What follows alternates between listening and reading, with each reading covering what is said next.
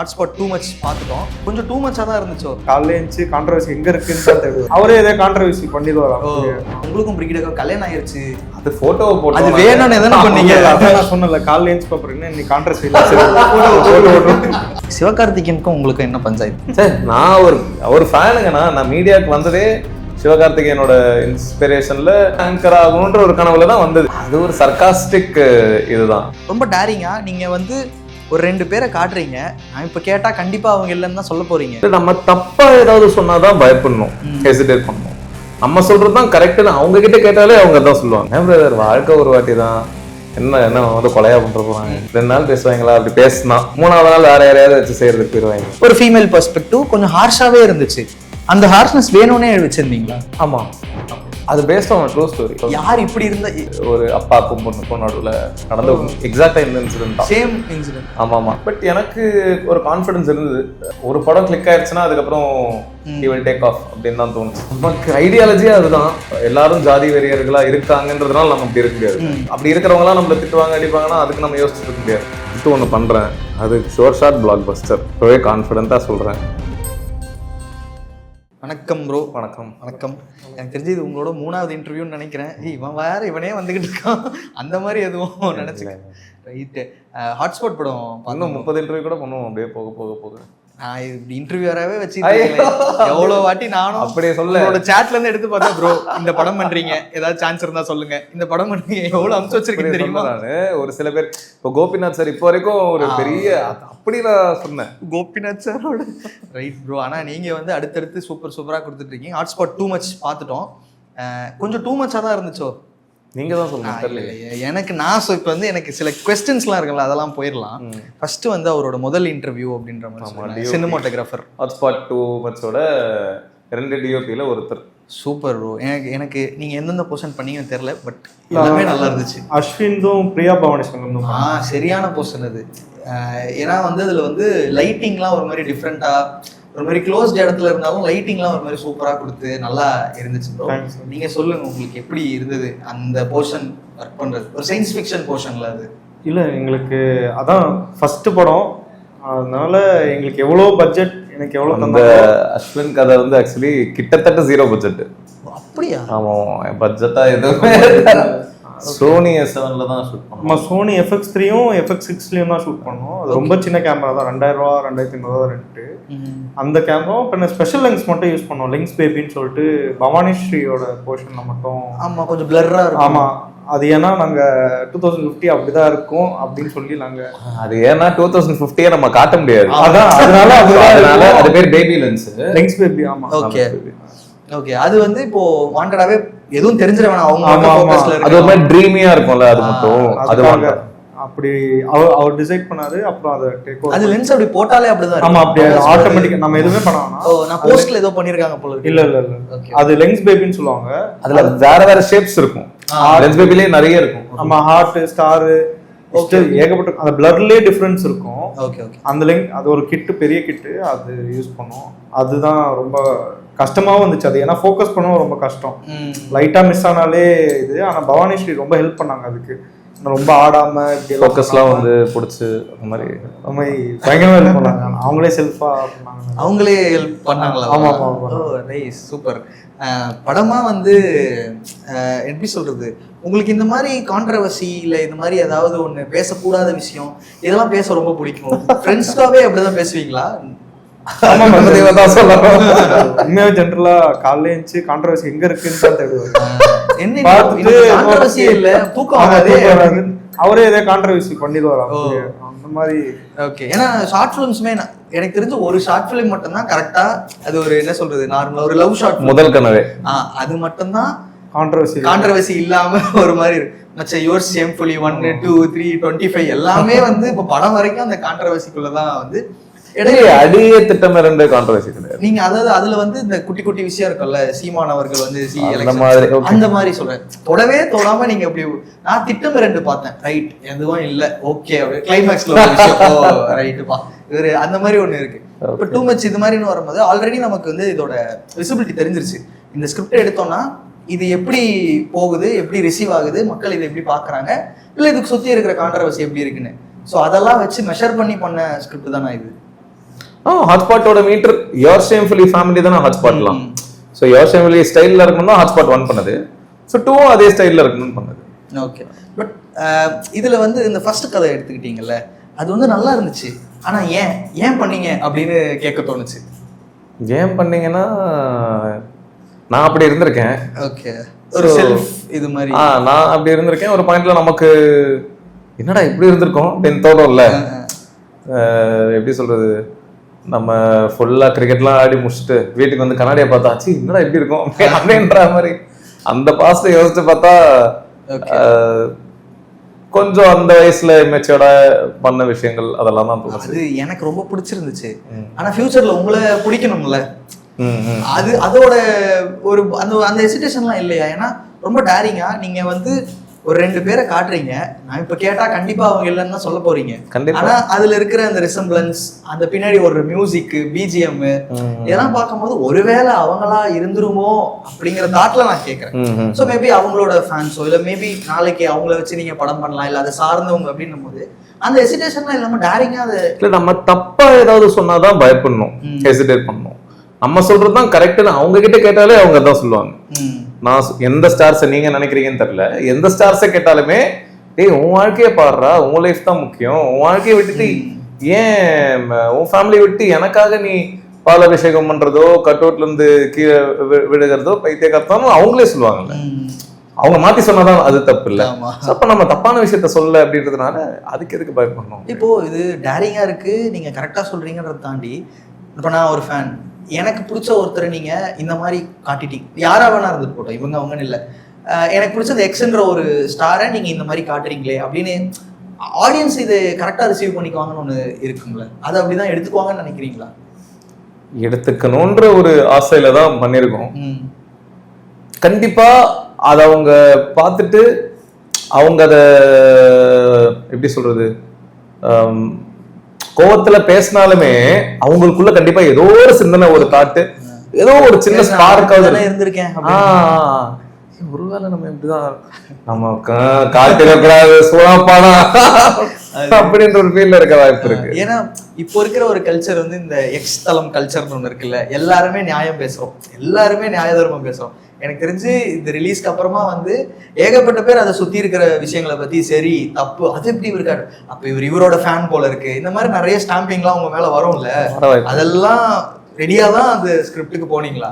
என்ன பிரதர், வாழ்க்கை ஒரு வாட்டி தான், என்ன வந்து கொலையா பண்ற போறாங்க, நம்ம பிடிச்சதை பண்றோம், நினைச்சதை பண்றோம், அவ்வளவுதான், ஜாலியா போயிட்டு இருக்க வேண்டியதுதான். 2 நாள் பேசுவாங்களா, அப்படி பேசினா 3ஆவது நாள் வேற யாரையாவது வச்சு செய்யறதுக்கு போயிருவாங்க. நம்மளை சுத்தி இருக்கிற ஆட்கள் நம்ம கூட கரெக்டா நம்மளை புரிஞ்சுக்கிட்டு இருந்துட்டா. இப்போ அவருக்கு வந்து கான்ட்ரவர்சி வந்து டெய்லி சாப்பிடுறது இந்த இட்லி சட்னி ரொம்ப நீங்க உள்ள வரீங்க, உங்களுக்கு ஒண்ணு இருக்கும்ல, இதெல்லாம் உண்மையிலேயே இந்த ஸ்கிரிப்ட் எல்லாம் எடுத்தா ஓகேவா, இது அந்த ஹெசிடேஷன் இருந்துச்சா? இல்ல ஆனா இது உள்ள வரும்போது, ஆனா அந்த போர்ஷன் நான் பண்ணல, பட் ஆனா அந்த போர்ஷனோட ஸ்கிரிப்ட் நான் படிச்சிருக்கேன். ஆனா அதை படிக்கும்போது நல்லா அடி வாங்குவோம் அப்படின்னு நினைச்சுதான் அதுக்குள்ள போனோம். ஆனா அந்த மாதிரி எதுவும் நடக்கல. நான் கொஞ்சம் பயந்தோம். ஆனா அந்த ஸ்கிரிப்ட், ஏன்னா அது நம்ம படம் பண்றது பாக்குறவங்க ஆடியன்ஸே ஃபேன்ஸ் தான், அவங்கள பத்தி தான் பேசுறோம், அவங்க எப்படி அதை ரியாக்ட் பண்ணுவாங்க, எப்படி எடுத்துப்பாங்கன்னு இருந்த அந்த பயம் எனக்கு இருந்துச்சு. ஆஸ் எ ஃப்ரெண்டா அந்த டீம்ல இருக்க ஒரு பர்சனா எனக்கு இருந்துச்சு. நான் அதை தாண்டி ஆனால் அந்த நல்ல ரெஸ்பான்ஸ் தான் இருந்தது. இந்த மாதிரி நான் தியேட்டர்ல பார்த்தேன், எனக்கு ரொம்ப ஃபேவரட்டான கதை தான் அது ஒரு மாதிரி நல்லா தான் இருந்துச்சு. ஓகே. அண்ட் முக்கியமாக அந்த போர்ஷனில் வந்து நீங்கள் ஒரு விஷயத்த கரெக்டாக சொல்கிறீங்க, அதெல்லாம் ஓகே, அதை தாண்டி ஒரு ரெஸ்பான்சிபிலிட்டி இருக்கும்ல. இதை நான் கொஞ்சம் ஓவர்டூ பண்ணிட்டேன்னா தப்பாயிடும், நம்ம யாரையோ வந்து அக்யூஸ் பண்ணுற ஒரு ஃபீல் வந்துடும். அதை அக்யூஸ் பண்ணக்கூடாது, பட் ஸ்டில் நம்ம இருக்கிறதையும் சொல்லிடணும்னு ஒரு விஷயம் தோணிருக்கும்ல, அப்படி இருந்தது அந்த ரெஸ்பான்சிபிலிட்டி. ஆமாம், ரொம்ப ஒரு சில டயலாக்லாம் ரொம்ப ஸ்ட்ரைட்டாக இவங்கள சொல்கிற மாதிரி அப்படின்லாம் டோன்லாம் பண்ணி மாற்றலாம் செஞ்சோம். அப்படியா? மாத்தறதே இப்படியா? எனக்கு if you don't mind உங்களோட பழைய ஸ்கிரிப்ட் ஃபர்ஸ்ட் டிராஃப்ட் இருக்குல, அது கொஞ்சம் கொடுங்க, நான் பார்க்கணும். சோ அதனால யாரையும் நம்ம தப்பு சொல்லிடக்கூடாது. இவங்க நீங்க பண்றது சரியா தப்பா நீங்க யோசிங்க, அந்த புரிதல் தான். somebody else நம்ம ப்ளேம் பண்ணலாம், இந்த ஜோன்ல இருக்கணும்னு நினைச்சு பண்ணதான். ஓகே. எனக்கு அந்த ஸ்கிரிப்டோட அந்த போர்ஷனோட எண்டிங் ரொம்ப பிடிச்சிருந்துச்சு. இவ்வளோ அதை ஒரு நம்ம MS பாஸ்கர் சார் வந்து 8 தோட்டாக்கள்ல பார்த்த ஒரு ரிசம்பிளன்ஸ் வந்து நமக்கு அதுல கொடுத்தது.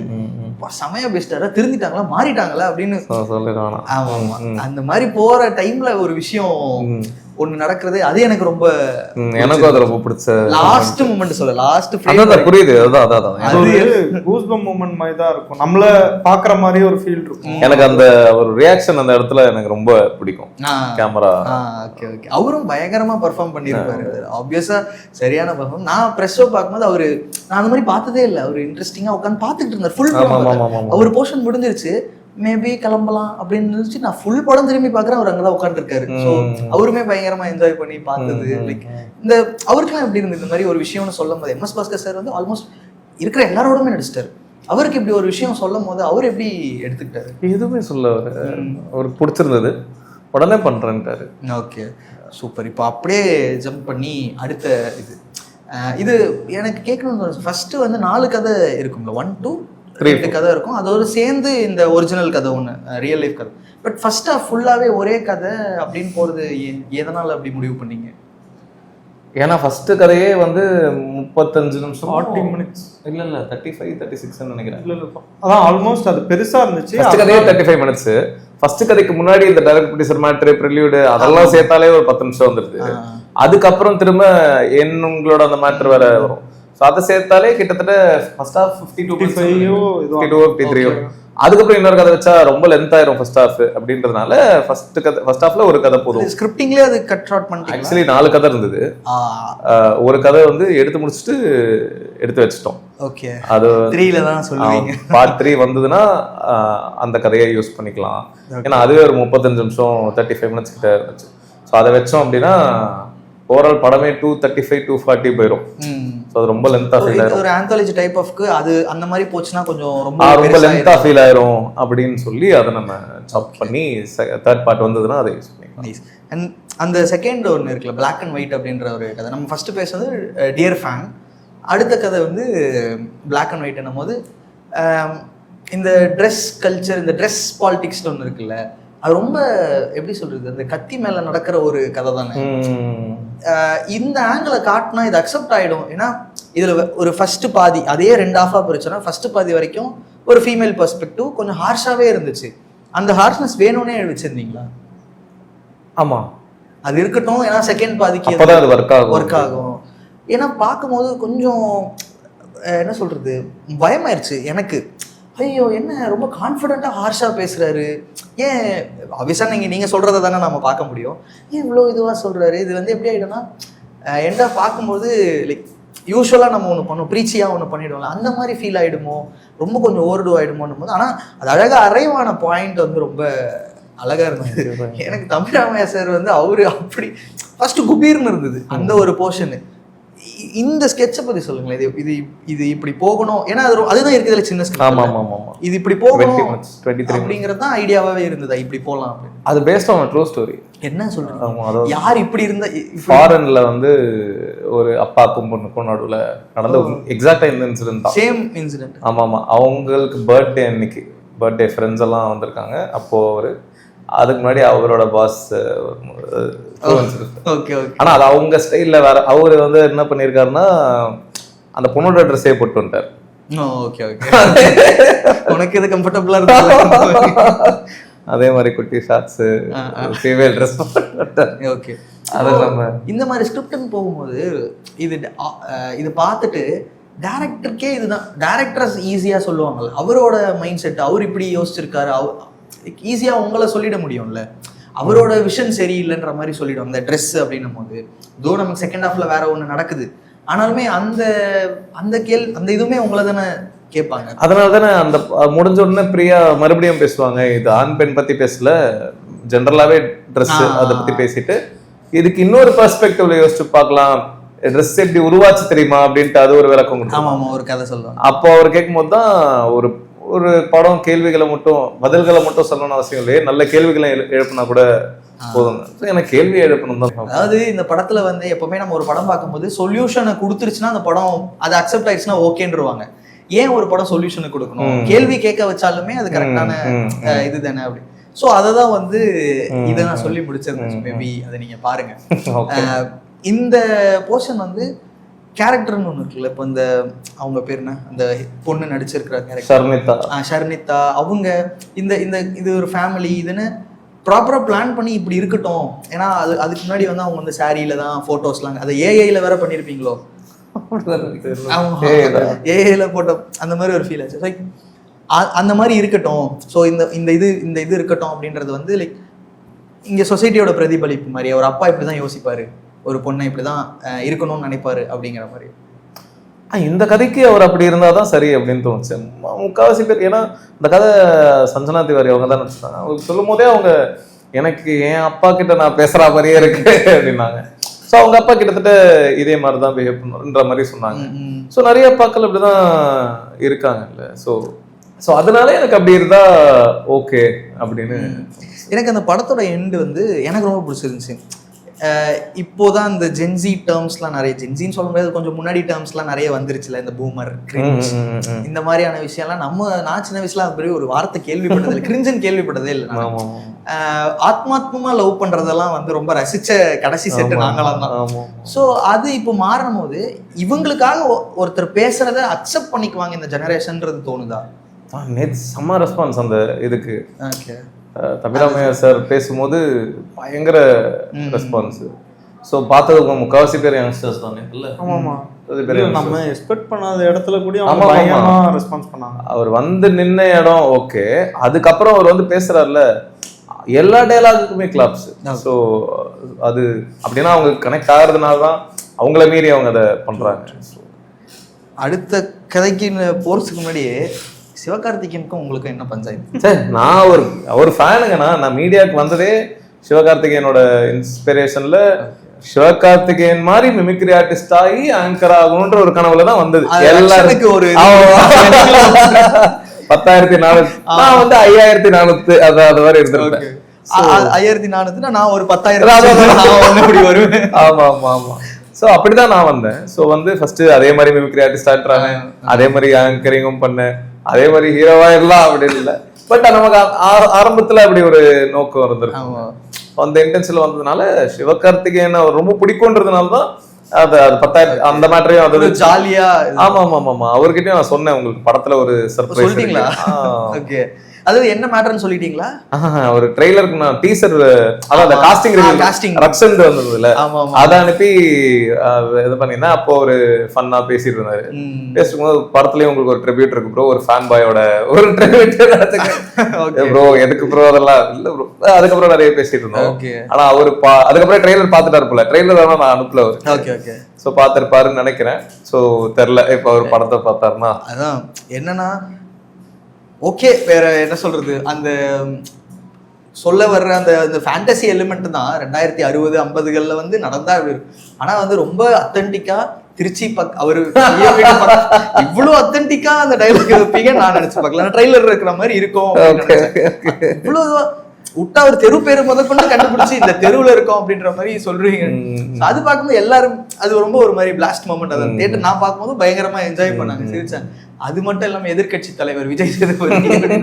ஸோ அதான் உங்களோட யூகம் வந்து இன்னும் 2050 வரைக்குமே சினி ஆர்டிஸ்ட் தான் பாலிடிக்ஸ் இது பண்ணுவாங்களா? அது ஒரு சர்காஸ்டிக் இதுதான். ஓகே, இப்ப இருக்கிற ஒரு சூழ்நிலையில இப்படியே இருந்ததுன்னா அப்போ அப்படிதான் இருக்கும்.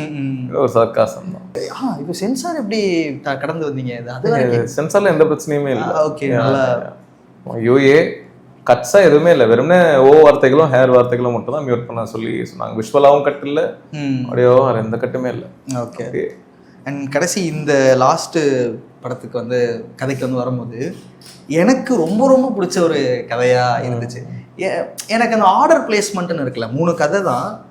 இது ஏன் கடைசியா இப்படி இதுதான் இருக்கணும் அப்படின்னு வச்சீங்க? ஏன்னா உங்களுக்கே அது ஃபேவரட்டா இருந்துச்சா? ஆர்டர் வந்து மொத்தம் ஒரு 15,043 டைம்ஸ் ஆர்டர் வந்து மாத்திருப்போம்னு நினைக்கிறேன். ஓகே, முதல்ல ஒரு ஆர்டர் இருந்து அப்புறம் ஒரு ஆர்டர் கண்ணாபின்னு மாத்திட்டு இருந்தோம். இல்ல எடிட்ல சொல்றீங்களா இல்ல ரைட்டிங்ல இருந்தேவா? இல்ல எடிட்ல தான். ஓகே, எடிட்ல முதல்ல இருந்தது ஃபர்ஸ்ட் கதை தம்பிராமையா சார்து, செகண்ட் கதை அஸ்வின், அப்புறம் இன்டர்வல். ஓகே, தேர்ட் வந்து அந்த தூக்கணும்ல அந்த கதை, கடைசி கதை அஸ்வின் கதை பிளாஸ்ட் ஆகுது அப்படின்றது தெரிஞ்ச உடனே சரி ஓகே அதை கடைசி கதையா வச்சுட்டா சூப்பர். ஏன்னா அதான் எண்டு, முடிஞ்சிட்டு போகும்போது அந்த ஃபீல் சூப்பரா இருக்கும்னு சொல்லி அப்புறம் ஆர்டர்லாம் மாத்தி பண்ணும்போது ஃபர்ஸ்ட் கதையா ஃபேன்ஸ் வச்சு அங்கே இன்ட்ரோ விட்டு அப்புறம் இப்படி ஏன்னா செம்ம பிளாஸ்டாக இருந்துச்சு. நமக்கு உங்ககிட்ட இருந்து எதிர்பார்க்குற ஒரு விஷயம் இருக்குல்ல, ஆனால் இந்த கான்ட்ரவர்சியும் இல்லாமல் ஒரு படம் ஒரு ஸ்கிரிப்ட் ஒன்று அதில் இருந்துச்சு. எனக்கு பெருசாக அந்த இனிஷியல் போர்ஷன் ஓகே, பட் கதையாவே அதுல வந்து ரொம்ப ஒரு இதுவா இருந்தது. லைக் இப்போ என்ன யோசிச்சோன்னா அதுல வேற மாதிரி ஏதோ ஒன்று ட்ரை பண்ணுவாங்க அப்படின்லாம் இல்லாம ஓகே எப்படி தோணுச்சுன்னா இதை ஒரு ஃபுல் கதையா வச்சா எப்படி இருக்கும். ஒரு ஆக்சுவலி ஃபுல் ஸ்கிரிப்டா தான் அது இருந்தது. ஓகே, அதை நான் ஒரு ஃபீச்சருக்கு ரஃபா எழுதி வச்சிருந்த ஒரு கதை தான். இன்டர்வல் பிளாக் ஒரு மாதிரி இன்டர்வல் பிளாக், அப்புறம் செகண்ட் ஹாஃப் ஒரு ஃபுல் படமா இருந்தது. அதை தான் இதுல சுருக்கி சொல்லியிருக்கோம். ஓகே, ரொம்ப இன்ட்ரெஸ்டிங்காக இருந்துச்சு. இன்னொன்று கேட்கணும்னு வச்சது வந்து அஸ்வின் அவர்களை இவ்வளோ நாளாக ஒரு விஷயத்த சொல்லி தான் பின் பாயிண்ட் பண்ணிட்டு இருந்தாங்க. அதை காமெடியாக கன்வே பண்ணி அதை அவர் அக்செப்ட் பண்ணிக்கிட்டதும் சூப்பரான மேட்ரு. அந்த மொமெண்ட் அந்த விஷயம் இருக்குல்ல, அரைவிங் நம்ம வந்து அஸ்வின் வச்சு போகலான்றது கண்டிப்பாக நிறைய பேர் சொல்லியிருப்பாங்க. இஃப்ஸ் அண்ட் பட்ஸ் இருந்திருக்கும். ஆமாம், ஏன் ஒய் ஏன்னா இது வரைக்கும் கரெக்டாக இருக்கே அப்படின்னு.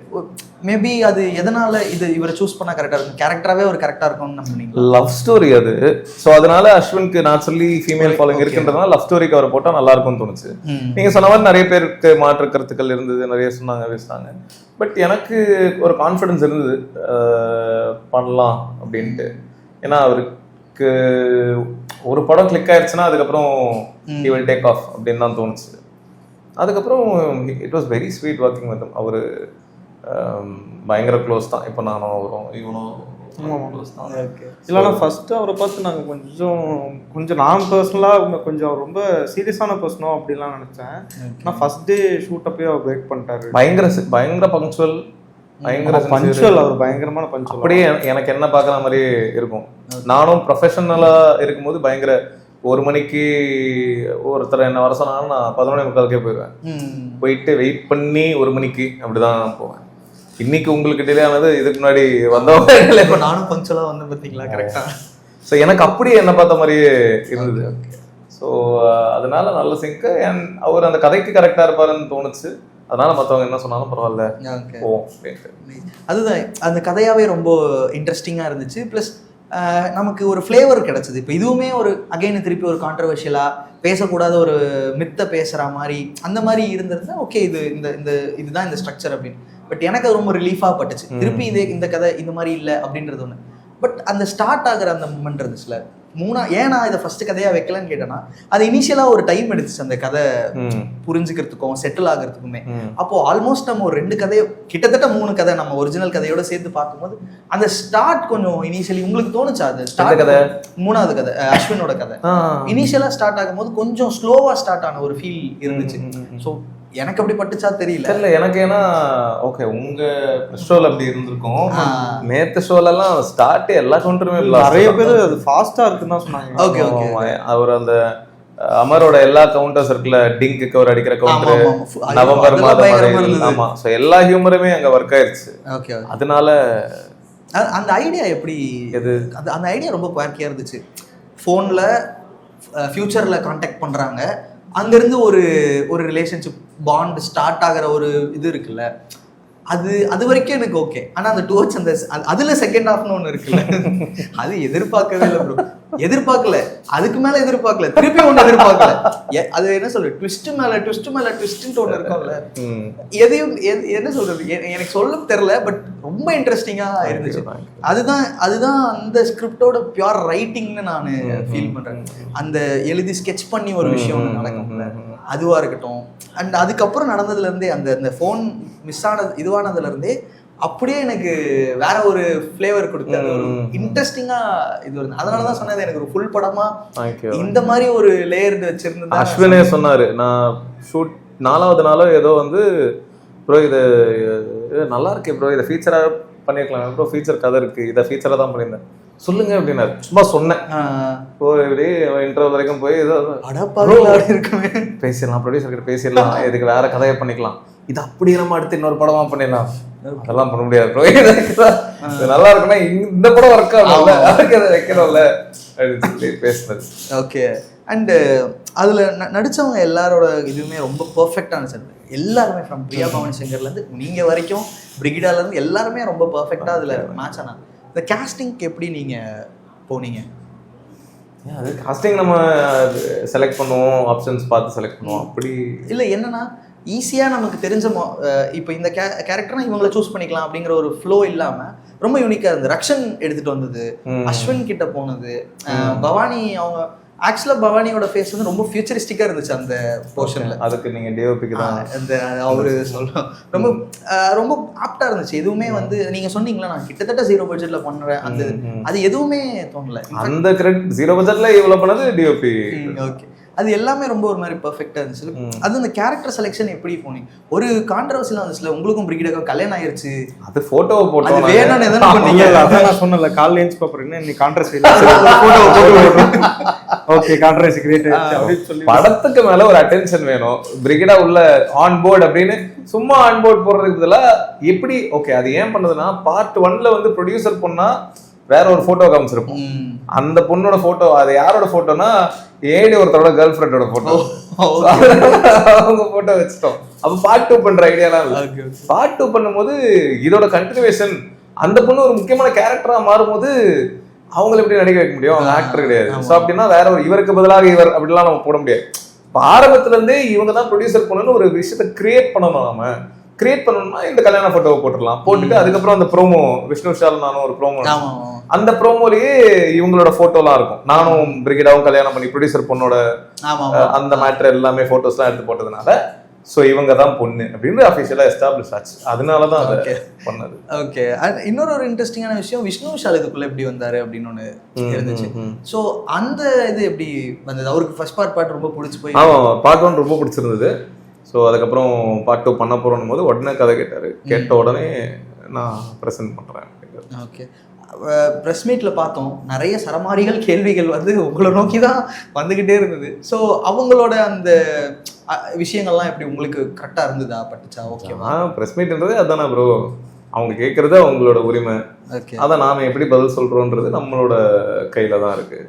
நான் ஜாலியாக தான் பேசிட்டு இருந்தேன். இல்லை இந்த மாதிரி நம்ம யூஸ்வலாக ஒரு நார்மலாக இந்த கான்ட்ரவர்ஷியல்லாம் இல்லாத ஒரு நார்மல் படத்துக்கே நிறைய விஷயங்கள் இது இப்படி இருந்திருக்கலாம் அப்படி இருந்திருக்கலான்ற அங்கே ப்ரெஸ் மீட்டுன்னு ஜென்ரலாக ஒரு பப்ளிக்கோட இது இருக்கும்ல, நிறைய இருக்கும்.